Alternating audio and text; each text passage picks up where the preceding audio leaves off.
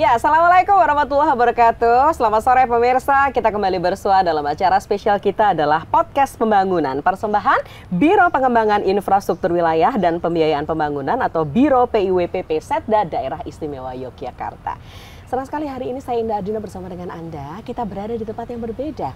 Ini adalah rooftopnya gedung PKK gitu ya, di Kompleks Kepatihan, Daerah Istimewa Yogyakarta.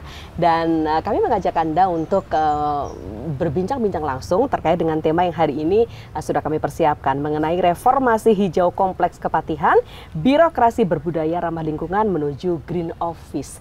Seperti apa perencanaannya, kemudian bagaimana aplikasi di lapangan, dan apa yang bisa dikabarkan ke masyarakat. Tentu saja narasumber-narasumber spesial yang hari ini sudah rawuh akan kemudian menginformasikan kepada Anda. Selamat sore Bapak Ibu. Selamat sore Mbak Indah. Iya, kopi sore ini hari ini. Oke, baiklah. Sembah nuwun nggih, sudah rawuh di sini. Kita ganggu dulu 1 jam untuk ngobrol di sini, nggak apa-apa nggih? Siap. Oke, baik. Yang pertama ada Kepala Biro Umum dan Protokol Setda Daerah Istimewa Yogyakarta, Bapak Dr. Andes Teguh Suhada, MSI. Selamat sore. Waalaikumsalam warahmatullahi wabarakatuh. Terus seperti Pak, ini sudah semakin hijau tempatnya? Alhamdulillah, kita dibandingkan di gedung-gedung yang lain, di gedung PKK ini sudah hampir memenuhi, tapi belum sepenuhnya gitu ya Pak ya. Oke. Green Office. Nanti usahanya Bapak seperti apa boleh dikabarkan ya Pak ke masyarakat. Oke, baiklah. Kemudian juga bersama dengan kita PLT Kepala Biro PIWPP Setda Daerah Istimewa Yogyakarta, Ibu Rosdiana Puji Lestari, ST Master Engineering. Kak Ros, selamat sore. Selamat sore Mbak Indah. Sehat selalu. Alhamdulillah. Matur sembah nuwun. Siap. Ini kok teh menapa kopi Kak Ros? Kayaknya teh aja lah. Oh, teh aja ya. Kopinya udah tadi. Oh, ternyata udah. Kirain belum deh. Ada Pak Dewan loh yang hari ini bersama dengan kita. Selamat sore Pak Dewan. Selamat sore Kak Indah. Ije. Kan tadi bahasanya Kak kan? Oh gitu ya. Oke, baiklah. Berarti kita tos dulu Kak Ros. Oke.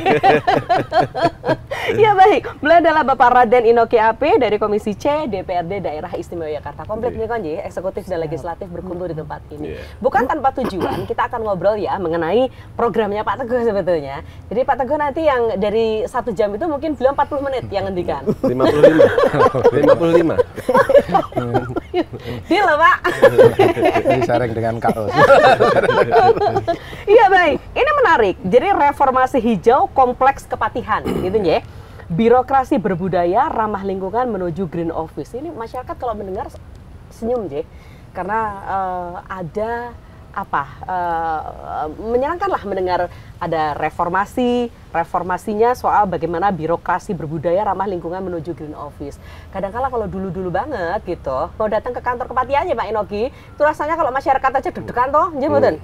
Ya, itu saya ya, mungkin juga teman-teman yang lain, Bu kepatihan lewat Bu Endi gitu. Tapi sekarang saya lihat aja orang teman-teman masyarakat itu berfoto di depan, semua bisa selfie di sana, semua bisa mengatakan bahwa saya berada di daerah istimewa Yogyakarta yang sangat istimewa. Lebih-lebih ini menuju Green Office, pasti sesuatu yang dahsyat sedang direncanakan. Harus kita ke Pak Teguh ya, sesuai dengan 55 menit untuk Anda. Pak Teguh berapa menit kok? Garis besarnya seperti apa Pak Teguh? Jadi untuk program Rukti Bumi itu merupakan sebuah inovasi. Namanya Rukti Bumi. Rukti Bumi, ya, Rukti Bumi itu dari akronim dari Rukti itu reformasi hijau Kompleks Kepatihan.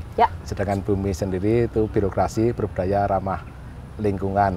Kalau dilihat dari pengertian Rukti itu dari kata Angrukti itu merawat bumi. Jadi merawat bumi ini sesuai dengan filosofi Jawa ya. Jawa Yogyakarta, Hamemayu Hayuning Bawono gitu. Tadi merawat ke arah yang lebih baik, mempercantik atau indah. Di Kompleks Kepatihan ini merupakan pusat pemerintahan daerah Istimewa Yogyakarta. Gitu. Di sini ada beberapa instansi pemerintah. Di biro itu ada 8 biro ditambah 2 badan Baperida dengan BPKA sama 1 Paniratio Keistimewaan. Jadi ada beberapa kompleks instansi ini kalau dikelola yang dengan baik nanti akan menjadi percontohan itu untuk OPD-OPD yang lain, nanti untuk bisa meniru atau bisa mengimplementasikan di OPD-nya masing-masing atau di perkantorannya masing-masing. Itu harapan kami. Nah, kenapa ada program inovasi ini? Betulnya Green Office sendiri itu kan sudah diratifikasi setelah perjanjian Paris itu gitu dengan Undang-Undang nomor 16 tahun 2016 tentang perjanjian Paris Agreement itu gitu. Jadi sudah diratifikasi. Lalu yang tujuan yang ke-13 itu salah satunya itu kan tentang perubahan iklim gitu. Tadi perubahan iklim kan pemanasan bumi kan semakin panas. Indonesia kan juga bagian dari itu sebetulnya kan. Kawasan hijau itu kan juga dipersyaratkan gitu, baik undang-undang tentang di ESDM, undang-undang tentang lingkungan hidup, itu kawasan-kawasan hijau itu sekarang diinstruksikan atau dianjurkan. Bahkan di dalam pemberian izin, nanti dari dalam AMDAL lingkungan dan pemrograman izin itu juga dipersyaratkan, jadi salah satu persyaratan untuk berapa kawasan hijau, berapa kawasan yang boleh dibangun. Nah, kondisi di Komplek Kepatihan sendiri ini kan sebagian sudah menjadi bangunan-bangunan cagar budaya ya Kak Ros ya. Jadi memang tidak bisa dirubah bangunan-bangunan cagar budaya itu. Tinggal kita memanagenya, mana-mana yang bisa ditingkatkan untuk penghijauannya. Salah satu contoh tadi yang sampaikan Kak Indah gitu, ini di rooftop ini ternyata di lantai atas juga bisa ditanami, dibuat taman gitu. Iya, dibuat taman ternyata. untuk hijau. Jadi ini di atas bangunan loh ya. Iya, betul. Ini yang sering jadi pertanyaan, itu akarnya kemana? Nggak usah dijawab, Pak Teguh. Harus membongkar nyari akarnya. Tapi dahsyat ya, artinya kan bisa tumbuh sebesar ini kan nggak mungkin langsung segini kan. Ini melalui proses kan, artinya emang tempat ini jadi ya sebagai sebuah tempat yang green gitu. Mau nggak Pak Teguh? Nah, ini kan PKK ini salah satu karena memang ini bangunan baru ya, sekitar baru tahun 2018-2019 dibangun, sehingga sudah bisa disesuaikan. Pinggir-pinggir temboknya juga ada vertical garden gitu. Jadi kalau nanti diperiksa nih, sisi timur, sisi utara itu sudah bisa dibuat vertical garden. Nanti tempat-tempat gedung-gedung yang lain, harapan kami ada. Kemarin kami juga mengembangkan di depan Bangsal gitu, karena di situ pagar atau temboknya pagar itu merupakan BCB, bangunan cagar budaya, sehingga kan nggak boleh dirubah. Untuk mengatasinya itu kemarin pejabat yang terdahulu yaitu dibuat vertical garden. Ini ternyata juga mempersejuk. Karena di tahun kemarin itu Bapak Gubernur sendiri itu berkomentar gitu, kok Kepatihan bahasanya beliau itu blereng gitu. Blereng itu artinya masih silau, artinya masih kurang hijau. Itu menurut Bapak Gubernur, terlalu banyak cahaya yang bisa masuk karena nggak ada hijau-hijaunya. Kurang, penghijauannya masih kurang. Nah, ini kami tergerak untuk membuat inovasi, makanya kami namai Rukti Bumi. Jadi nanti kami selain penghijauan, kami juga merubah mindset PNS. Ya, mari ada gerakan. Nanti dimulai dari keteladanan para pimpinan, dari para kepala biro, nanti Kak Ros mengajak dengan anak buahnya. Kalau kita mengandalkan anggaran, mungkin nanti dari anggota Dewan, Pak Inoki, juga anggaran kita semakin batas ya Pak Inoki gitu. Sehingga kita juga baru inovasi, PNS, pegawai, ini kan sudah dapat gaji, juga sebagian dapat tambahan penghasilan pegawai, nanti sebagian disisihkan untuk kenyamanan, program ini untuk kenyamanan lingkungan kerjanya. Itu harapan kami seperti itu Kak Ros. Oh, sebentar, saya sebelum nanya lagi ke Pak Teguh. Pak Dewan, kalau di tempat seperti ini di Kompleks Kepatihan, apa komentarnya? Nyaman. Nyaman ya? Sejuk. Nah, nanti kita perluas. Kalau nyaman tadi buat saya kontrol atas nginep di sini. Jadi nyaman, sejuk, enak ya berada di tempat ini dan bisa jadi nanti diperluas gitu. Diperluas. Oke. Sudah ayem Pak Teguh diperluas gitu. Oke. Baik. Alhamdulillah Pak dapat dukungan Dewan itu.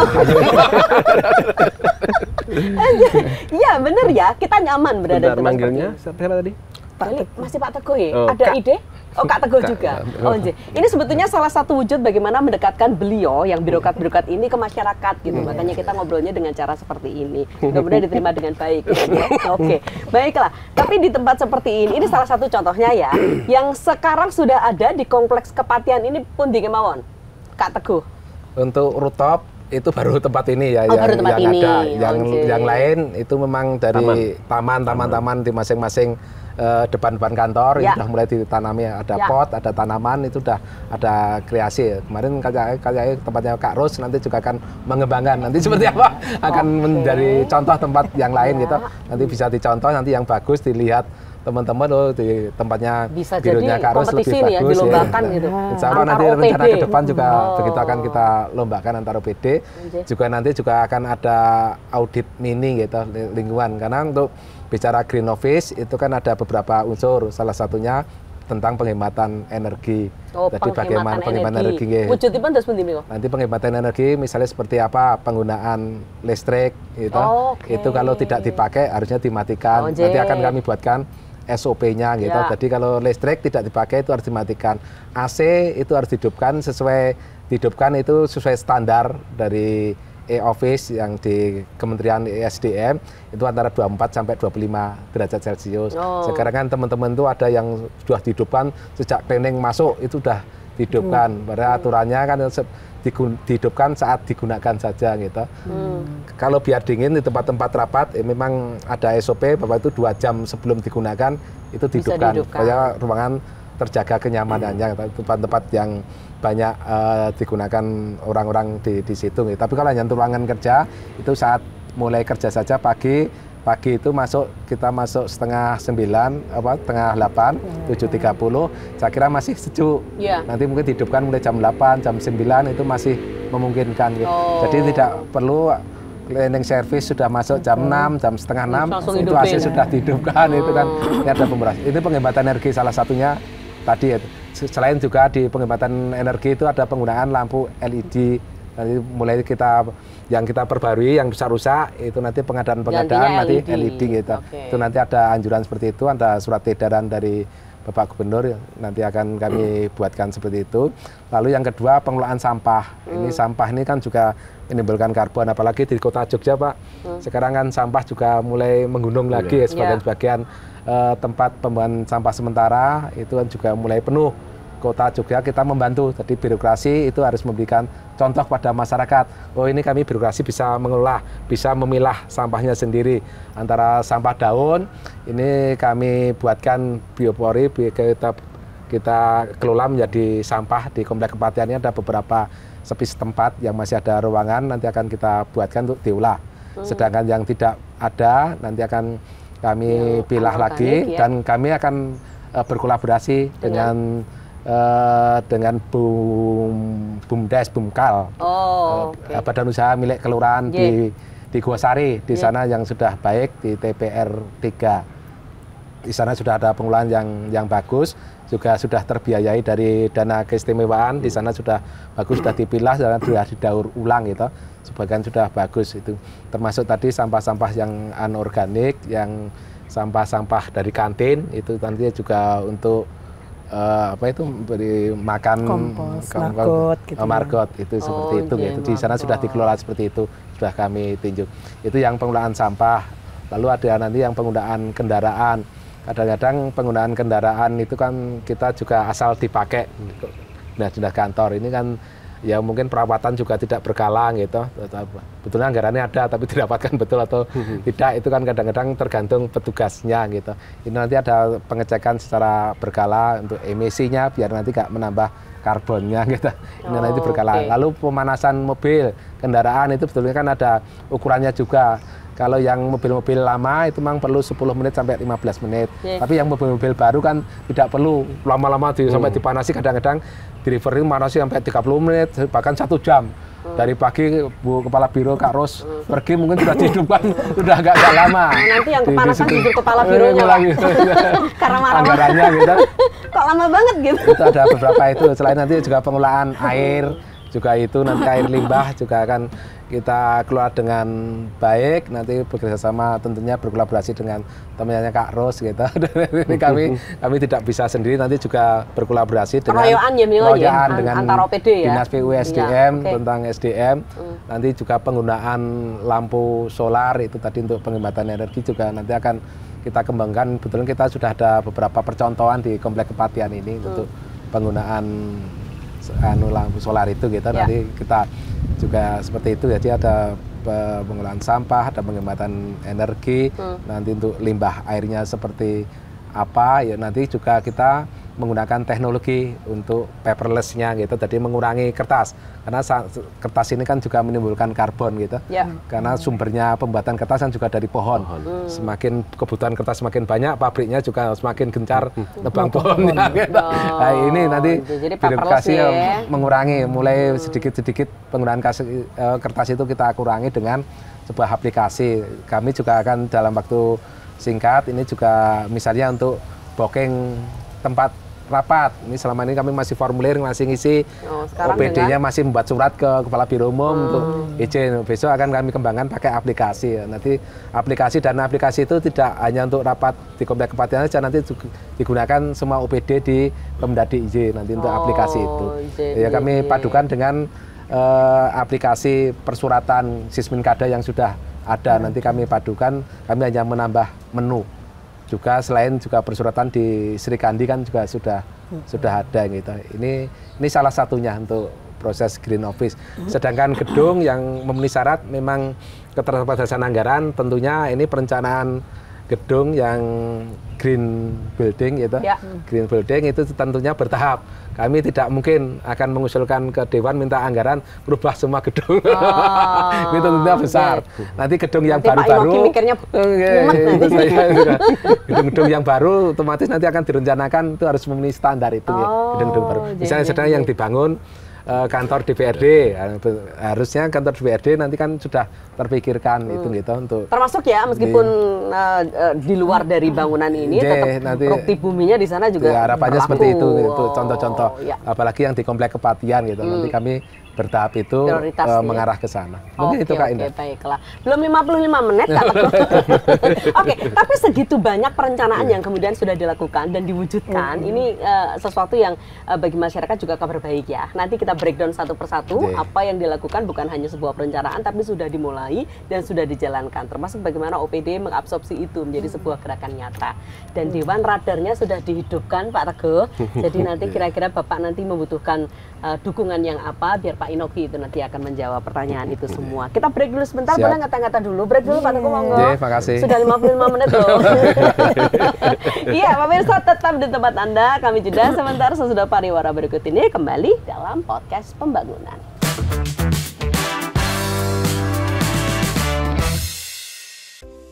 Seperti yang sudah disebutkan di video sebelumnya, Geopark Jogja memiliki 15 situs geosite. Teman-teman sudah hafal semuanya? Yuk kita lihat satu-satu. Pertama, kita mulai dari Kabupaten Bantul. Terdapat 3 geosite. Sesar Opak Bukit Mengger, berlokasi di Kalurahan Trimulyo, Kapanewon Jetis. SOBM adalah sesar yang sampai sekarang masih aktif. Geosite ini menjadi pengingat tentang kejadian gempa Yogyakarta 2006 yang digerakkan oleh Sesar Opak. Lava Purba Mangunan, terletak di Kalurahan Mangunan, Kapanewon Dlingo, merupakan bukti evolusi bumi dan dapat dikatakan sebagai miniatur pusat gunung api strato. Kawasan ini juga merupakan salah satu lereng dari gunung api purba yang berada di Mangunan. Gumuk Pasir Parangtritis berada di Kalurahan Parangtritis, Kapanewon Kretek. Terbentuknya gumuk pasir merupakan hasil dari proses yang dipengaruhi oleh angin, material Gunung Merapi, Graben Bantul, serta Sungai Opak dan Sungai Progo yang membawa material dari Gunung Merapi. Selanjutnya Kabupaten Sleman, terdapat 7 geosite. Kompleks Batuan Merapi Tua Turgo Plawangan berada di Kalurahan Hargo Binangun, Kapanewon Pakem, merupakan bukti berawalnya Gunung Api Merapi. Gunung Api Merapi merupakan gunung api muda yang baru terbentuk mulai sekitar 2000 tahun lalu. Sementara Bukit Turgo dan Plawangan berumur sekitar maksimal 60.000 tahun. Aliran piroklastik Bakalan terletak di Kalurahan Argomulyo, Kapanewon Cangkringan, merupakan kawasan yang terdampak akibat erupsi Gunung Api Merapi tahun 2010. Endapan yang ada pada situs ini merupakan endapan breksi piroklastik yang meluap sampai pada tepian dinding Sungai Kali Gendol dan berjarak sekitar 12 km dari puncak Merapi. Kompleks perbukitan sisa intrusi purba Godean terdiri dari 3 objek, yaitu Gunung Berjo Gunung Buthak yang masuk wilayah Kalurahan Sidoluhur dan Pandawa Hill yang masuk wilayah Kalurahan Sidorejo. Kedua kalurahan terletak di Kapanewon Godean. Perbukitan sisa intrusi merupakan bukti magmatisme di zona depresi Yogyakarta. Batu gamping Eosen Ambar Ketawang memiliki bongkahan batu gamping dengan ukuran panjang 12 meter, lebar 3 meter, tinggi 10 meter, yang berumur Eosen sekitar 54-36 juta tahun lalu. Situs ini terletak di Kalurahan Ambar Ketawang, Kapanewon Gamping. Berlokasi di Dusun Nglepen, Kalurahan Sumberharjo, Kapanewon Prambanan, Rayapan Tanah Nglepen merupakan bukti proses pergerakan tanah yang dipicu gempa bumi di Yogyakarta tahun 2006 dan menyebabkan kerusakan berupa pergeseran bangunan yang ada di atasnya. Terletak di perbatasan Kalurahan Jogotirto, Kalurahan Kalitirto, Kapanewon Berbah, lava bantal Berbah merupakan artefak sejarah bumi yang dicirikan dengan adanya batuan lava basalt berstruktur bantal berumur 56 juta tahun lalu. Lava bantal terbentuk akibat dari lava hasil erupsi lelehan yang berkontak langsung dengan fluida. Tebing breksi piroklastik Purba Sambirejo, terletak di Kalurahan Sambirejo, Kapanewon Prambanan, merupakan situs yang menjadi bukti dari dahsyatnya erupsi besar Gunung Api Purba Semilir. Situs ini dulunya adalah lokasi penambangan, yang sekarang menjadi lokasi geowisata. Yang terakhir, Kabupaten Kulon Progo. Terdapat 5 geosite. Puncak Kendil Suroloyo, terletak di Kalurahan Gerbosari, Kapanewon Samigaluh. Puncak Tebing Kaldera Purba Kendil Suroloyo menjadi bukti peristiwa letusan gunung api masa lampau. Geosite ini terdiri dari Gunung Kendil dan Puncak Suroloyo yang berada di bagian utara dari Pegunungan Menoreh. Perbukitan asal struktur geologi Widosari, berlokasi di Kalurahan Ngargosari, Kapanewon Samigaluh. Situs ini memiliki bentuk lahan unik dengan tingkat kelerangan tegak yang terbentuk oleh proses struktur rekahan dan erosi. Salah satu puncaknya memiliki ketinggian sekitar 900 meter di atas permukaan laut. Formasi Nanggulan Eosen Kalibawang terletak di Kalurahan Pendoworejo, Kapanewon Kalibawang. Pada geosite ini ditemukan singkapan batu bara tertua di Jawa berumur Eosen 54 sampai 36 juta tahun lalu yang ditunjukkan oleh fosil foraminifera dan moluska. Goa Kiskendo berada di Kalurahan Jatimulyo, Kapanewon Girimulyo. Goa Kiskendo merupakan goa kars tertinggi di Pulau Jawa dengan elevasi 700 meter di atas permukaan laut. Dari goa ini bisa menembus ke Goa Seplawan yang berada di Kabupaten Purworejo karena letaknya berbatasan langsung dengan Kabupaten Purworejo. Eks Tambang Mangan Kliripan terletak di Pedukuhan Kliripan, Kalurahan Hargorejo dan Kalurahan Hargowilis, Kapanewon Kokap, serta Kalurahan Karangsari, Kapanewon Pengasih. Sebagian kawasan situs ini pernah menjadi lokasi pertambangan mangan pada zaman Belanda hingga setelah kemerdekaan, sehingga dapat ditemukan beraneka macam biji mangan. Setiap wilayah kabupaten di DIY memiliki keunikan batuan dengan kekhasan alamnya masing-masing. Teman-teman dapat mengetahui informasi lebih detail mengenai setiap situs dengan mengunjungi website Geopark Jogja di geoparkjogja.jogjaprof.go.id.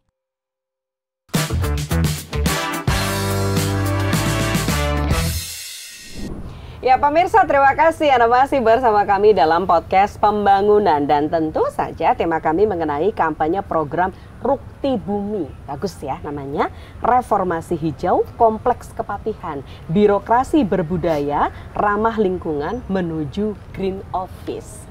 Pak Teguh tadi sudah banyak pengantikan mengenai program-programnya itu apa saja gitu, yang sudah dijalankan mana, yang kemudian masih ongoing juga mana, dan terus ini diaplikasikan di seluruh OPD di daerah Istimewa Yogyakarta, khususnya yang ada di Kompleks Kepatihan ini. Saya ke Pak Dewan sebentar, sebelum nanti Kak Ros bercerita juga yang sudah dilakukan teman-teman Biro PI WPP gitu ya. Pak Dewan, bagus ya ini, Rukti Bumi. Jadi Bapak tadi mengatakan kalau di sini sudah nyaman, sudah enak dan sebagainya. Secara program apa yang mau dikomentari Pak Dewan? Begitu saya baca dasar program Rukti Bumi itu, kalau Mbak Indah tadi bilangnya senyum gitu ya, saya justru terenyuh. Oh oke. Ya. Kenapa terenyuh? Karena dari dasar Rukti Bumi itu ada 3 falsafah yang kemudian menjadi dasar. Pak Teguh ya. Memasah mengising budi. Yang kedua, memasuh moloning bumi. Okay. 2 hal ini kalau kemudian diterapkan, Masya Allah. Jadi saya tidak hanya membayangkan Kepatihan ini hijau, sejuk, nyaman, enggak. Tapi lebih dari itu, semua teman-teman birokrasi yang bekerja di sini itu berbudi luhur. Ya. Jujur, kemudian dalam bekerja itu juga bekerja dengan sangat baik. Oke. Karena poinnya di situ, Pak. Kalau kemudian program-program soal green building, bangunan hijau dan sebagainya itu sudah program yang dicanangkan lama sebetulnya. Oke. Tapi bahwa lebih dari itu, program ini menggabungkan itu, termasuk kemudian merubah mindset, merubah pola pikir, merubah budaya dalam pelayanan. Kerja dalam pelayanan. Okay. Itu yang bagi saya sangat menyentuh di situ. Jogja banget ya? Jogja banget. Ya. Dan saya membayangkan begitu masuk ke Patihan nanti ketemu bapak-bapak, ketemu ibu-ibu ini sopan semuanya, tunduk semuanya, bayangkan seneng toh Mbak. Senang. Jadi kemudian sudah lingkungannya hijau, terawat, nyaman, kemudian kantornya hemat energi, kemudian pelayanannya sangat ramah. Ya. Dan menurut saya nih, ini memulainya tidak perlu lama Pak Teguh. Jadi ketika ini gubernur memberi instruksi gitu aja, saya yakin semuanya langsung greget ini. Karena saya yakin ini semuanya akan menerima dengan sangat baik. Ya. Gitu. Karena ini sudah menjadi isu yang berkembang secara internasional soal bumi hijau. Ya. Ini sudah menjadi isu internasional dan semuanya saya kira akan sepakat. Tidak ada kemudian tidak suka dengan merawat bumi itu, saya kira nggak ada. Karena ini tempat berpijak kita dan kita harus merawatnya supaya dapat kita wariskan kepada masyarakat, kepada anak cucu kita kan. Ya. Gitu. Keberlanjutan itu akan berjalan gitu ya. Oke. Justru aneh-aneh aja sebenarnya buatan kerso merawat bumi gitu. Saya ini loh bisa matur terenyuh tadi loh. Ya. Itu dari hati loh Mbak. Oh, je. Kalau Mbak Indah saya kira tadi hanya senyum gitu. Loh. Kita cuma hanya di mulut gitu. Saya matur terenyuh itu dari hati ini. Paman gitu. udah loh. Ini gimana ya ini? Ayo bantuin nggak harus. Malah bisa membaca isi hati. Ya kan lucu kan Bu. Baiklah. Jadi sedaya nyengkuyung ya. Jadi artinya semua akan gayung bersambut lah dengan masyarakat pun akan demikian gitu. Apalagi ini ada birokrasi yang berbudaya. Ini tidak ada jarak antara pelayan masyarakat dan masyarakat itu sendiri. Jadi ketika saya masuk ke sini Pak, nggak usah tanya ke Pak Satpam pun, tanya sama ibu-ibu atau mbak-mbak yang lewat, gedung PKK di mana? Oh, wonten mriko. Langsung dengan serta-merta menunjukkan. Kalau parkir pun sakit wonten mriko lho itu loh. Itu tadi nggak saya tanya Bu dari kantor awal. Kayaknya itu stafnya Pak Teguh. Sudah kan gampang pun titeni Pak. Oke, sekarang kita ke Kak Ros ya, karena dari konsep itu pun sebetulnya ketika diterapkan, teman-teman ini kan menjadi user juga dari konsepnya Pak Teguh gitu. Kak Ros cerita aja kepada kita, ke masyarakat juga yang sekarang ini sedang nonton podcast kita gitu. Apa yang sudah diterapkan ke Biro Penjaringan? Makasih Kak Indah. Jadi Bapak Ibu sekalian, Green Office ini kan sebenarnya tadi disampaikan ini sebenarnya sudah lama. Tapi kembali lagi kalau itu berkaitan dengan harus merubah pola kerja, merubah mindset, itu perlu waktu yang lama untuk bisa dilaksanakan. Nah, kami sih kebetulan di biro kami ini ada satu ruangan di bagian belakang yang kemudian selama ini itu hanya untuk teman-teman melepas penat lah ketika sudah begitu banyak di overload gitu ya, udahlah ngopi-ngopi ngerokok di ruang terbuka di belakang itu. Nah kemudian ada ini tadi Green Office itu kan tidak hanya semata-mata gedung itu harus berwarna hijau, tapi ada efisiensi terkait listrik, terkait air dan sebagainya. Sehingga di situ kemudian kami, ayo yang punya tanaman di rumah nih, pasang di situ, pasang. Jadi kemudian supaya apa? Karena itu tempat kita kerja. Kami merasa sehari 24 jam, 8 jam untuk tidur, 8 jam ya kita ada di kantor, dari pagi sampai sore. Sebagian waktu aktivitas kita itu ada di kantor. Sehingga kalau kita tidak bisa membuat nyaman suasana kantor kita, kan rasanya apa jadinya? Kan udah rasanya udah males banget, udah overload dengan pekerjaan, bunek dengan rapat yang macam-macam gitu ya Pak. Rapat yang kurang anggaran. Nah, ketika pengennya begini, kepentok nggak ada anggaran. Sehingga kemudian kita harus menciptakan suasana kerja yang nyaman. Nah ini yang kita coba untuk di biro kita itu membuat satu lokasi yang hanya sedikit kecil space-nya, tapi kita lebih gede sama ini lebih gede mana Bu? Lebih kecil lagi ya? Kecil banget. Cuman selasar aja gitu. Tapi kemudian ayo yang punya tanaman kita pasang di situ. Kita bikin tempat buat ngopi gitu Mbak Indah. Nah kemudian selain itu kita harus paham juga bahwa tadi merubah mindset. Misalnya terkait sampah tadi ya Pak. ini sudah bagus nih. Ya. Tidak ada kita pakai minuman plastik. Ya. Kemudian kebiasaan rapat. Oke, besok kita sepakat yang hadir bawa tumbler. Oh, ya. Nah, kemudian di kantor kan kita biasa ada dispenser nih. Ya. Ada galon-galon nih yang kemudian kalau yang galon yang sekali pakai kan sampah lagi, Bu. Ya. Ini di biro kami kita bikin pot, Mbak. Oh. Kita bikin pot yang dari air mineral isi ulang itu. Kita bikin pot yang bagus bentuknya, kita cat warna-warni. Nah, ini yang akan kemudian nanti kita tanami di situ. Saya sih kalau saya emak-emak, Mbak, Bapak. Jadi saya pikirnya kalau nanam itu jangan hanya yang dilihat di mata, tapi yang bisa kita petik sayuran. Iya, betul. Sayuran ini sedang cabe. Jadi besok kalau bawa tahu susurnya doang, cabenya dari kantong. Iya. Gitu itu yang ini cuman kita sudah lagi siapkan nih potnya udah dapat 10 kemarin, Pak. Tinggal kemudian kita mau beli tanah medianya dan bibit benihnya. Nanti akan kita pajang, Pak. Besok kalau ada lomba ya penilaiannya, kita akan pajang. Nanti suatu saat bayangan kami nih, kalau bisa panen bareng-bareng, ayo monggo Mak. Yang sana panen apa, kantor ini panen apa gitu ya. Gitu.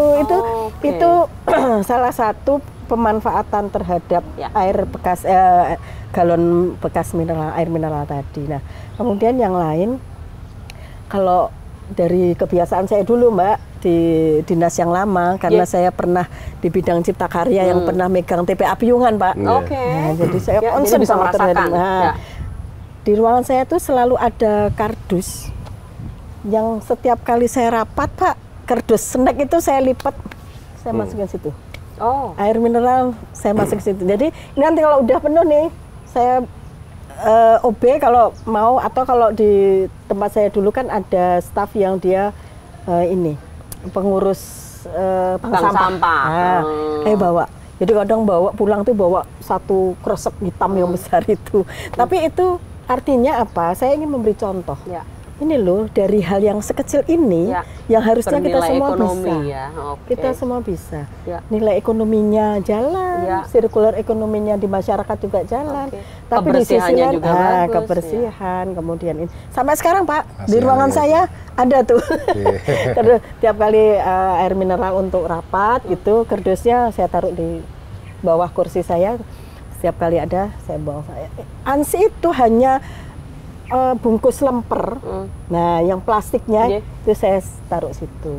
Yang organiknya, daunnya itu saya pisahkan. Itu saya pikir hal yang minimalis yang bisa saya lakukan untuk diri saya sendiri dan saya. Dan itu yang saya sampaikan ke teman-teman. Gitu, sudah diikuti, Kak Ros? Sebagian. Karena merubah tadi, merubah kebiasaan itu, dan cara berpikir ini perlu waktu. Tapi bagus sekali ini konsepnya adalah Ibu melakukan sehingga teman-teman bisa melihat, bukan hanya mulai dari diri kita mulai sendiri. dari diri kita sendiri. Betul. Ini saya jadi tadi agak tersindir nih, AC-nya dihidupin kalau kita membutuhkan aja. Saya jangan gemuk-gemuk ya, Pak, nanti saya sumuen gitu. Dari sejak masuk AC-nya udah dinyalain. Nggak boleh gitu ternyata. Iya, ternyata ya, Pak. Untung di sini nggak ada yang gemuk. Enggak, gemoy aja. Makasih ya, Oki. Sama-sama. Oke, Pak Teguh, ini nama Rukti Bumi sendiri siapa yang menciptakan? Yang menciptakan ini kan kami bentuk tim gitu. Kami ada tim inovasi di kantor. Tentunya kami ada rapat tim itu. Kita membuat ini apa namanya, yang jelas untuk e-office ini bisa menyentuh dan selaras dengan budaya kerjasama filosofi di Yogyakarta. Ternyata tadi sampaikan Pak Inoki juga, ditambah filosofi kita Memayu Hayuning Bawono, ini menjadi dasar, menjadi budaya kerja PNS, budaya kerja pemerintah. Satria itu gitu, di Satria di S-nya itu kan selaras. Selaras itu kan hubungan pada vertikal, pada Tuhan pencipta dengan sesama manusia, ditambah sama alam, ditambah. Jadi tidak habluminallah habluminanas saja, tapi ditambah dengan alam gitu, yang selaras itu. Nah, ini kan tepat sekali. Lalu kami adopt, ini kami rumuskan, ketemulah judulnya Rukti Bumi itu tadi gitu. Sebetulnya punya akronim dan arti yang singkatan dari akronim itu. Lalu kata itu sendiri juga punya arti gitu. Sama. Jadi secara Rukti Bumi sendiri punya arti, kemudian dari akronim tadi juga sangat berarti gitu. Jadi bisa saling menjelaskan begitu ya. Bagaimana Bapak mendeliver rancangan Bapak ini ke teman-teman semuanya? Harus melalui kepala OPD-nya atau ini sudah menjadi kesadaran bersama sampai dengan saat ini? Jadi untuk melaksanakan ini memang yang pertama tentunya harus ada edukasi dan sosialisasi gitu, sosialisasi dan edukasi yang di birokrasi itu pimpinan itu masih menjadi tonggak penting gitu. Jadi bargaining powernya tetap di pimpinan gitu. Tetap jadi yang menjadi teladan itu tetap pimpinannya tidak melakukan, jadi nanti anak buah pimpinannya sendiri. Itu kan kadang-kadang ya ada resistensi gitu dari anggota, apalagi kalau resistensi itu dari pimpinannya nanti akan pengikutnya banyak. Lah tentunya kami sosialisasi dan dukungan ini kami beberapa waktu yang lalu sudah berkumpul ya kepala biro termasuk Kak Ros, ini kami akan membuat inovasi ini untuk mempercepat pelaksanaan Green Office tadi Pak. Green Office itu sudah lama, tapi ternyata kan belum dilaksanakan untuk instansi di Pemda DIY gitu. Kalau di kementerian itu memang yang sudah bagus, ada Kementerian PUPR itu gedung yang baru itu sudah penghargaan tingkat ASEAN itu sudah paling bagus. Itu sudah Green Office-nya sudah bagus, dapat penghargaan itu. Sama dengan gedung PBB di New York itu juga sudah kalau kita baca di jurnal itu sudah bagus. Nah, kita nanti akan menuju ke arah sana, apalagi di DIY tadi juga kita punya budaya kerja itu Pak. Jadi budaya kerja nanti kita matangkan dan kita lembagakan ya karena itu. Nanti kita tinggal kita tulis sebetulnya seperti apa. Jadi yang pertama memang harus ada regulasi dulu. Regulasinya saat ini kan kami belum punya perkantoran yang ramah lingkungan. Nanti akan kami buatkan pergub. Dari mana? Dari nanti kalau pergub itu internal. Oh, kalau pergub ya. Gubernur gitu. Langsung pergub ya? Kalau perda baru ini pergub nanti karena hanya untuk ngelola di instansi pemerintah gitu. Belum ke masyarakat masyarakat nanti baru dengan Dewan. Ini kami hanya internal perkantoran pemerintah saja harus ada regulasi, ini penting. Regulasi nanti ditindaklanjuti dengan surat edaran regulasi itu pergub surat edaran tidak bisa diimplementasikan kalau belum ada SOP-nya, ada standar operasional prosedur tadi. Bagaimana untuk lampu itu tadi di SOP nanti kami jabarkan gitu. Bagaimana untuk memanasi kendaraan bermotor itu tentunya kami jabarkan tadi di situ. Pengelolaan sampah ini harus bagaimana PNS. Jadi itu ada regulasi, ya nanti tinggal mindsetnya pegawai ini harus diikuti regulasi. Jadi dengan penuh kesadaran dan tanggung jawab. Jadi kami tidak ada, ya pertama mungkin di pressure dari pimpinan, gitu ya. Dipaksakan. Kepala bironya memaksakan. Ini harus gini, harus gini. Sampah jangan membuang sampah sembarangan. Sampah harus dipilah gitu. Dipilah ini cara memudahkan. Walaupun kami punya cleaning service, tapi kan cleaning service juga terbatas. Mungkin satu biro, satu kantor itu cleaning service cuma 2. Ini kalau dibebani sampah-sampah tadi kan kalau dipilah kan sudah enak. Tempat sampah juga nanti masing-masing biro menyediakan ada sampah organik, anorganik, minimal ada 2 itu ya. Nah ini mulai diedukasi dari pimpinan jadi teladan, nanti sosialisasi. Yang terakhir kami akan membentuk tim campaign Green Office gitu. Jadi ada agen-agen perubahan di kampanyekan di masing-masing OPD. Duta nanti, Green Office betul, gitu. Nanti per OPD, nanti siapa yang ditunjuk OPD-nya, nanti itu akan kami ya ada BIMTEK pengelolaan sampah yang baik, nanti kami undang dari Narsum, misalnya tadi dari Gowasari yang sudah berhasil, atau nanti dari akademisi kami undang untuk memberi ya tadi itu sosialisasi dan edukasi yang lebih matang yang bisa menyentuh ke jiwanya bahwa ini kesadaran dan menjadi tanggung jawab kita bersama untuk menjaga lingkungan. Semakin sedikit kita menciptakan sampah yang harus diangkut ke pembuangan akhir itu semakin baik. Tadi disampaikan Kak Ros, dulu pernah di TPA Piyungan, kondisi TPA Piyungan seperti itu. Kalau nanti kita sebagai birokrasi nggak berikan contoh, nanti masa birokrasi aja seperti itu gitu. Sampahnya sampai menggunung. Kami kemarin akhir tahun itu sampah di Komplek Kepatihan itu 1 bulan, bukan 1 tahun. 1 bulan itu sekitar 18 sampai 20 ton. Jadi kami ada 2 truk, itu 1 truk kan sekitar sampai 5 kubik gitu. Seperti itu. Tadi itu sampah kami aja. Komplek Kepatihan. Ini kami banyak sampah-sampah itu. Karena ada sampah daun, ada sampah plastik, ada dus-dus snack tadi. Ya seperti yang contoh Kak Ros dikumpulkan. Ini akan mengurangi nanti dus-dusnya dikumpulkan. Ya nanti kalau dibantu seperti itu kadang-kadang kan cleaning service-nya tadi diserahkan, ada petugasnya bank sampah yang dari cleaning kan senang sudah dipisahkan, tidak kotor. Kadang-kadang pegawai yang kurang bertanggung jawab tadi kan kadang-kadang ya dusnya itu udah kotor itu gitu, sampah-sampah sisa-sisa makanan, padahal nanti kalau sisa makanan itu disendirikan tadi bisa dikumpulkan dan kami akan nanti memberikan ember tersendiri untuk di kantin itu untuk sisa-sisa makanan di kantin, nanti untuk makanan margot di Gowasari sudah sanggup nanti untuk ngambil setiap 2 hari atau 1 hari sekali untuk sisa makanan ember itu, karena di sana juga untuk pakan margot itu juga sangat kurang. Di sana Gowasari itu hanya ngelola 1 kelurahan gitu, di kelurahan Gowasari. Jadi input sampahnya juga nggak terlalu besar, ditambah Kepatihan ini mereka masih mampu dan bisa menambah tenaga kerja ngelola sampahnya. Kepatihan ini sangat untung katanya.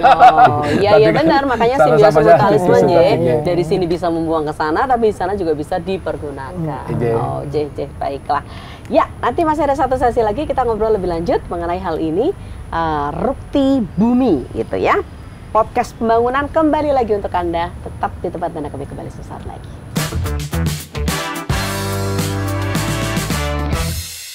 Geopark?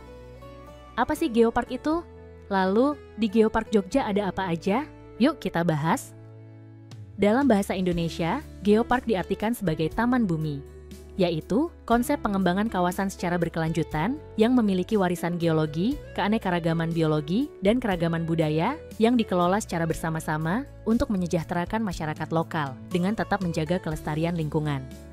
Di daerah istimewa Yogyakarta, terdapat 2 geopark, yaitu Gunung Sewu Global Geopark segmen Gunung Kidul dan Geopark Jogja. Apa saja kekayaan alam yang ada di Geopark Jogja? Geopark Jogja memiliki situs yang tersebar di Kabupaten Sleman, Bantul, Kulon Progo, dan Kota Yogyakarta. Terdiri dari 15 geosite, 5 biosite, 4 cultural site, dan 36 geodiversity site. Setiap wilayah kabupaten di DIY memiliki keunikan batuan dengan kekhasan alamnya masing-masing. Teman-teman dapat mengetahui informasi lebih detail mengenai setiap situs dengan mengunjungi website Geopark Jogja di geoparkjogja.jogjaprof.go.id.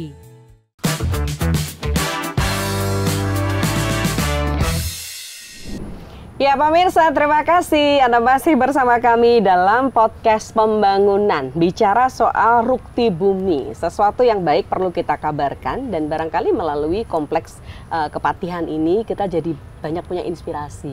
Ini boleh loh dicontoh ya, kalau misalnya Anda juga mengelola sebuah kantor dan sebagainya, lakukan, karena ternyata dari konsep tadi yang Pak Teguh bicarakan, ini membuat kita menjadi lebih berpikir, oh ternyata itu juga bisa kita lakukan ya, kenapa itu tidak kita lakukan? Kalau menjadi gerakan masyarakat, tuh besok butuh perda Pak Inoki besok yang mengeksekusi gitu. Tapi kalau ini di internal, tadi pergub ya Pak Teguh ya. Oke, baiklah.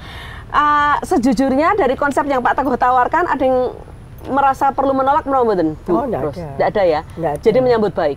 Pasti. Oke, baik. Dan ini barangkali OPD-OPD yang lain pasti juga akan seperti itu. Tinggal membiasakan kebiasaan baik itu. Perlu proses. Perlu proses. Dan perlu waktu. Ya, oke, baik. Tapi sebagai sebuah konsep ini asik ya. Asik. Bisa kemudian membawa Yogyakarta menjadi jauh lebih istimewa ya. Betul. Karena green office, kemudian juga pelayanannya berbudaya dan sebagainya. Oke, baik. Kalau dari sisi Biro Kak Ros dan sebagainya, apa yang kemudian obrolan teman-teman seperti apa? Jadi gini, karena saya dari Dinas PU Mbak. Ya. Jadi sebenarnya Permen PU itu nomor 21 tahun 2021 itu mengeluarkan tentang kriteria bangunan hijau. Oke, kriteria bangunan hijau, ya. Makanya kemudian kenapa Kementerian PR waktu itu, kalau sekarang kan Kementerian PU aja ya, PR-nya udah berpisah. Kementerian PU membangun satu gedung yang bisa menjadi contoh secara nasional yang namanya green building itu seperti apa. Ya seperti itulah yang kita semua bisa melihat. Ciri-cirinya apa sih Bu sebenarnya? Tadi dia bisa hemat energi. Oh, oke. Dia kemudian bisa hemat penggunaan airnya. Ini kan suatu instalasi yang memang harus dirancang sejak pada saat membangun gedung itu sendiri. By system berarti ya? By system. Kemudian bahwa di dalamnya ada beberapa kriteria, tidak hanya kemudian tadi ya, yang penting intinya adalah dia ramah lingkungan lah. Ramah lingkungan. Nah, kemudian kita semua paham kondisi tadi ada climate exchange dan sebagainya. Kita sudah sepakat kita harus mewariskan sesuatu yang baik pada anak cucu kita. Terutama tadi ketika kita interaksi lebih banyak di kantor. Ya itulah yang kita sepakat untuk, memang kita harus ini nih, Rukti Bumi memang harus dimulai dari saat ini. Konsep ini sudah lama. Tapi ketika mau memulai itu kadang-kadang kita perlu starting itu, poinnya itu udah di mana sih? Nah, hari ini Pak Teguh menyampaikan bahwa ada inovasi Rukti Bumi, kita bisa menjadi starting point semua OPD untuk kemudian sepakat green building harus dan ini serentak ya? Serentak, green office gitu ya. Ketika kita sudah sepakat mencanangkan itu bersama, kemudian itu masuk di dalam gerakan yang masif, pasti tidak perlu waktu yang lama menjadi suatu kenyataan gitu. Mungkin kalau dikatakan perlu anggaran, itu akan lebih baik ketika ada anggaran tersedia. Tapi dengan kondisi saat ini, yang minimalis yang bisa kita lakukan tadi disampaikan Pak Teguh dari diri sendiri. Apa yang ada kita ya sidik-sidik ya Pak. Tadi kalau harus motong gaji sama TPP kok ya rodo. Jangan bikin sedih gitu Pak. Tapi paling tidak, ayolah ketika kita sepakat tadi ada lihat sampah, bekas galon, kita bikin apa. Itu baru minimalis yang kita lakukan. Tadi ada paperless, kita sepakat nih, paperless penggunaan kertas kita minimalis. Sudah ada HP, sudah ada ini. Kadang-kadang notulen gitu ya, atau kita ada surat serikandi, udah kita baca lewat HP, tidak perlu dicetak pakai. Ini kan satu media komunikasi yang memang bisa mensupport semangat kita untuk green office tadi. Termasuk program ini. Justru kadang-kala sekarang ini kalau kita terima yang hard copy agak-agak aneh ya. Sudah mulai seperti itu. Ini mudah-mudahan berhasil ya menjadi sebuah kampanye yang luar biasa. Baiklah. Pak Dewan, senang ya dengan yang seperti ini. Artinya ini semangat teman-teman birokrat Pak untuk melayani masyarakat dengan jauh lebih baik, menciptakan sebuah kantor yang green office, menciptakan katakanlah ini teknologi karena tadi ada aplikasi dan sebagainya yang sama-sama untuk mewujudkan Rukti Bumi. Komentarnya? Pingin segera terwujud. Sehingga kalau tadi Pak Teguh, Bu Ro sudah ngendiko dimulai dari diri sendiri, gitu kan? Ini akan berimplikasi panjang terhadap teman-teman. Saya kira kalau kemudian semangatnya begitu, nggak butuh waktu lama, gitu kan? Kemudian bisa diwujudkan. Dan ini alhamdulillah yang memulai adalah beliau, kepala-kepala biro, pimpinan-pimpinan yang kemudian yang lain akan mengikuti. Nah, salah satu mungkin yang perlu bisa menjadi pemikiran juga Pak Teguh. Setiap snack konsumsi kita itu ada air mineral dalam plastik. Saya kira itu kemudian kita evaluasi deh. Tadi bawa tumbler Pak. Makanya, nah, kalau kemudian snack itu nggak usah pakai air minum dalam plastik, kan gitu. Air minum kemasan ya, karena di kantor-kantor nanti sudah ada air minum yang disediakan oleh tumbler. Kalau kemudian itu aja hilang, maka kemasan plastik dari sekian OPD sekian kali rapat sehari itu sudah sangat berkurang. Nah ini contoh-contoh yang mungkin bisa kita lakukan bersama. Nah selain itu saya juga senang karena ini sepakat sesuai dengan efisiensi. Nanti kita hitung ini. Kantornya Burus ini penurunan biaya listrik setelah menggunakan ini berapa? Green office berapa ribu kan gitu ya? LED semua. Karena lampunya LED, AC-nya menghidupkannya tertentu kan gitu, diatur gitu kan. Nah, kemudian komputer kalau nggak digunakan juga otomatis mati. Nah ini kan pasti akan ada efisiensi anggaran untuk itu. Nah nanti akan bisa sangat membantu dalam penggunaan anggaran digunakan untuk kegiatan yang lain. Karena pasti akan ke sana. Pasti akan ke sana. Efisiensi misalkan, saya dulu pernah ke Surabaya. Surabaya itu pertemuannya di lantai 3 Pak. Pak ini kok nggak ada lift ya? Mas, ini green building gitu kayak gitu kan gitu. Jadi ini tadi yang kementerian itu green building juga nggak pakai lift, Bu? Masih ada sih. Oh, masih ada ya. Kalau sana kebetulan ada 3, tapi memang karena bangunan lama ya. Kalau dipasangi lift kan nggak bisa. Tapi mereka jawabnya ini memang green building. Jadi kita naik lantai 3 itu nggak pakai lift, gitu kan? Oh iya. 8 lantai kalau pakai naik tangga. Gitu. Green building tapi manusianya. Jadi efisiensi penggunaan sumber listrik, apalagi nanti pada porsi yang tepatnya, Pak. Ya, ada kemudian lampu-lampu yang tadi disampaikan Pak Teguh pakai cahaya matahari, kan gitu. Oh iya, solar, tenaga solar tadi. Solar cell itu ini kan teknologinya. Nah, ini teknologi yang kemudian kita kembangkan. Ya. Tapi saya paling menggarisbawahi soal ini menggugah hati. Jadi yang menjadi landasan dari program ini saya sangat sepakat, Pak. Jadi 3 hal tadi yang saya sebutkan, apa yang menjadi falsafah kita selama ini itu diresapi, kalau kita resapi udah ya seperti inilah ini yang wujudnya, yang harus kita wujudkan gitu. Dan itu harus terpatri di kita semua. Baik. Tapi apresiasi loh untuk gedung PKK ini berarti ya. Ini kan sudah tinggi-tinggi nih, berarti kan udah sejak lama nih. Kalau dulu sudah punya ide ya untuk membuat ini gitu. Bukan dadakan untuk acara kita loh. Enggak, Pak. Ini asli gitu loh makanya. Kita tinggal nunggu buah jambu. Soal bergaya kita ada ini ya. Padahal ini sudah dulu. Jambu namanya, Bu? Ini jambu. Ini ada palem merah, ada tanaman-tanaman yang lain. Bahkan lidah buaya dan lain-lain ada. Jambunya ini saya yakin pernah berbuah. Pernah. Gitu. Dan kayaknya Pak Teguh deh yang ngetik. Berarti nggak cuma ngopi di sini, Pak, lutisan. Perencanaan di sini. Oke, baiklah. Sebuah perencanaan yang baik, kemudian aplikasinya juga baik dan sebagainya. Tapi toh semuanya itu ya harapannya kalau lancar sih alhamdulillah gitu ya. Tapi ada tantangan lah, ada apa yang perlu itu ditaklukkan. Apa Pak Teguh yang mau disampaikan?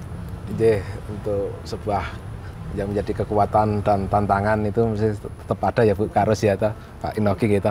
Ini ada tentunya. Tadi menjadi kekuatan, ini ada komitmen pimpinan dalam ini Pak Gubernur gitu untuk mendukung untuk penghijauan di komplek kepatian ini. Lalu dukungan dari para kepala OPD di komplek kepatian yang seperti yang disampaikan Kak Ros. Ini salah satu kepala biro juga mendukung kegiatan ini, untuk OPD yang lain juga begitu. Tapi untuk tantangan tentunya juga ada resistensi, itu tetap resiko itu ada gitu, resistensi dari teman-teman yang masih acuh tak acuh, yang kadang-kadang kan cari enaknya sendiri itu gawan bayi nanti membuang sampah nggak mau repot-repot, terus apa kayak dipilah-pilah, itu kadang-kadang kan seperti itu. Makanya harus ada tindakan atau usaha yang berkelanjutan ya, harus terus-menerus diingatkan, ada edukasi itu harus terus-menerus diingatkan. Makanya kami perlu ada tim campaign dari masing-masing OPD tadi untuk mengingatkan teman-teman, untuk mengajak terus teman-teman. Harapan kami ya kepala OPD-nya seperti Kak Ros ini mengajak terus, ayo kita berbuat, ini maneman sampahnya tadi untuk galon bekasnya kita buat untuk pot seperti itu. Kami juga begitu, tanaman pohon-pohon ini kalau kita ngandalkan anggaran terus, anggaran kita terbatas, bagaimana nih pohon ini tambahin anggrek, siapa yang punya anggrek nanti dibawa di rumah sudah keromboyok banyak, dipentilkan, ditempelkan di pohon di komplek kepatian seperti itu, nanti diajak teman-teman yang punya berlebih di rumah bisa dibawa ke kantor. Begitu juga nanti di kantor kalau sudah keromboyok besar, kadang-kadang ya teman-teman butuh perawatan butuh perawatan. Ini tak putel beli ya, tak kembangkan di dalam pot. Ini misalnya seperti itu dimekarkan, itu misalnya seperti itu. Jadi ini ada, tentunya ada dukungan, juga ada hambatan, itu masih ada gitu. Apalagi yang kadang-kadang kan selalu kita berpikir yang muda-muda gitu, pakai yang muda-muda itu kan harus diberikan contoh, walaupun beliau-beliau mereka yang pakai muda itu kadang-kadang ya malah lebih baik juga ada sebagian, oh ini nggak boleh, kita harus merawat, harus lingkungan, harus begitu. Tapi kan ada salah satu dua yang kadang-kadang tadi gawan bayinya itu sudah manja dari rumah, sudah apa-apa diurusi pembantu di rumah, kadang-kadang di kantor juga terbawa. Nah ini yang tugasnya pimpinan yang selalu mengingatkan, ini harus begini, oh tolong dimatikan AC-nya kalau nggak digunakan. Jadi memang yang bagus nanti ada timernya gitu, timer AC kalau jam kerja baru hidup, nanti kalau otomatis kalau sore mati. Itu contoh gedung yang sudah memberlakukan, gedung yang baru, gedung inspektorat itu sudah memberlakukan seperti itu. Nanti ada sentralnya gitu, AC juga sentral, nanti matinya di timer. Kami belum di Komplek Kepatihan ini masih manual karena gedung lama gitu. Jadi kami akan menuju ke sana. Tapi kalau untuk lampu-lampu di luar ini sudah kami menggunakan timer semua, jadi sudah menghemat. Jadi nanti baru hidup misalnya jam 5 atau 5 sore 17.30, nanti mati subuh atau jam 6 pagi itu baru otomatis ya. Itu sudah kami mulai. Tadi selain kami juga nanti akan mengembangkan pakai lampu solar gitu, untuk lampu solar yang di luar supaya ada penghematan atau efisiensi di energi. Seperti tantangannya seperti Pak Inoki, nanti ada penurunan nggak bayar listriknya? Jangan-jangan malah naik.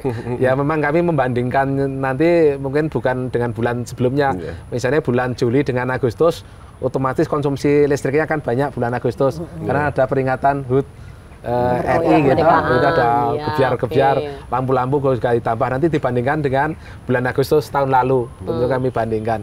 Nah ini memang juga nanti kami juga memperhatikan, oh ternyata selama tahun ini banyak kami menambah lampu-lampu taman gitu, lampu-lampu itu juga tentunya kan jadi perhitungan.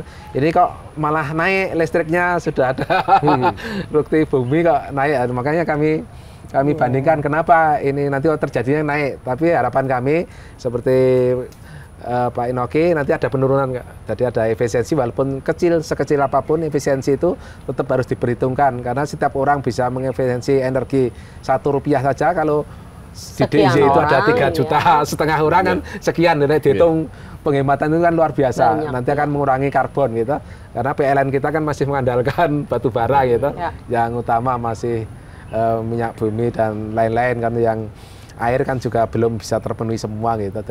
Jadi seperti itu harapan kami. Tadi yang kemungkinan ada resistensi dari teman-teman itu tentunya nanti akan kami sosialisasikan gitu. Kami edukasi bersama dengan para kepala OPD, kami ajak bersama-sama gitu. Ya nanti teman-teman yang lain juga akan saling mengingatkan. Oh, ini pulang nanti yang terakhir dimatikan ya listriknya, ini selalu diingatkan. Kadang-kadang kan kita lupa, pulang keburu-buru dijemput temennya, ditutup pacarnya atau suaminya, lari kesusu janjian menonton ke bioskop, lupa gitu, AC-nya nggak dimatikan, cleaningnya sudah pulang karena jam kerja cleaning service kami kan hanya sampai jam 2. Jadi setelah jam 2 nanti yang mematikan kan pegawai teman-teman sendiri. Yang terakhir kondur. Nanti yang kunci memang penjaga gitu. Kadang ini penjaga kan kadang nggak masuk. Hanya dari luar.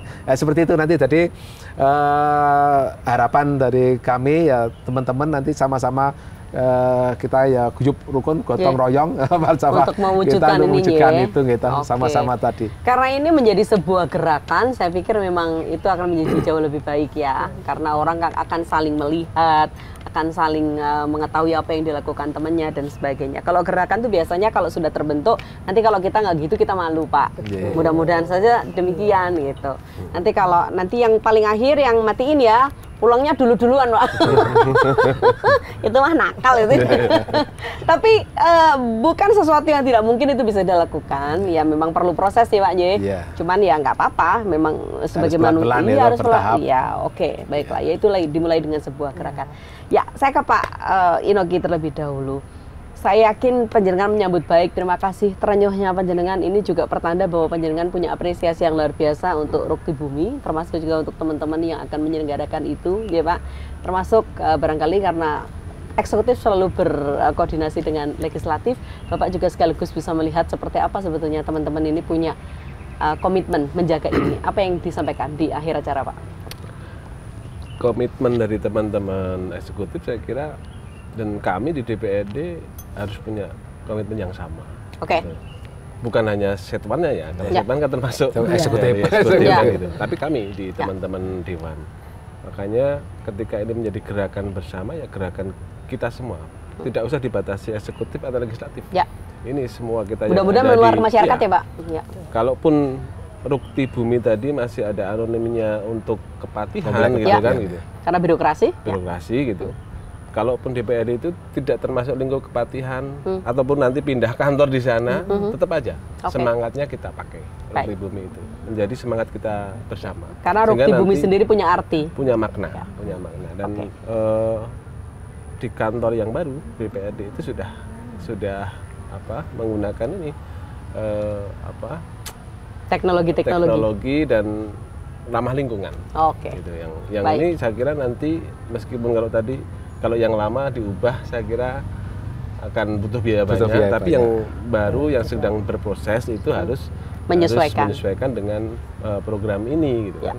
Gitu. Termasuk kalau yang lama yang bisa, yang memungkinkan ketika jam nggak pakai AC itu kan saya kira semua kantor hampir bisa, meskipun belum kemudian sentral ya. Kalau sentral akan lebih baik, otomatis diatur otomatis. Tapi kalaupun belum, ini bisa ketika menjadi gerakan bersama itu bisa.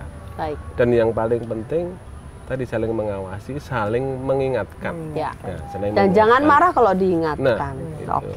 Dan saya kira kita nggak pernah marah karena tadi filosofinya itu sudah membuang kesialan di bumi, kan itu, menghapus kesialan di bumi. Itu ya kalau marah itu termasuk yang harus dibuang. Itu kan kalau Mbak saya seneng Mbak Endah itu nggak pernah marah. Janganlah Pak, senyum-senyum aja Pak. Saya bagian senyum, Bapak bagian terenyuh ya. Pak Deko semangat ya. Iya, terima kasih untuk Rukti Buminya. Didukung oleh semuanya, termasuk Dewan. Mudah-mudahan masyarakat yang melihat ini juga bisa mencontoh ya Pak. Amin. Pihak swasta dan lain-lain mau pakai Rukti Bumi silahkan dengan senang hati.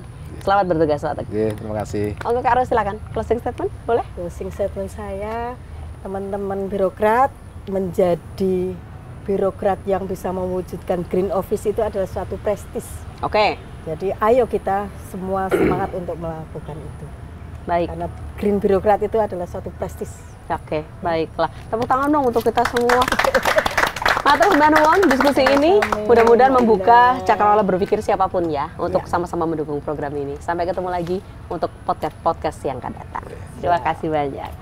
Ya, dari lantai 2 atau rooftopnya gedung PKK di Kompleks Kepatihan Yogyakarta, saya Indah Ardina mohon izin pamit ya dari podcast pembangunan kali ini, persembahan dari Biro PIWPP Setda Daerah Istimewa Yogyakarta. Terima kasih. Sampai jumpa.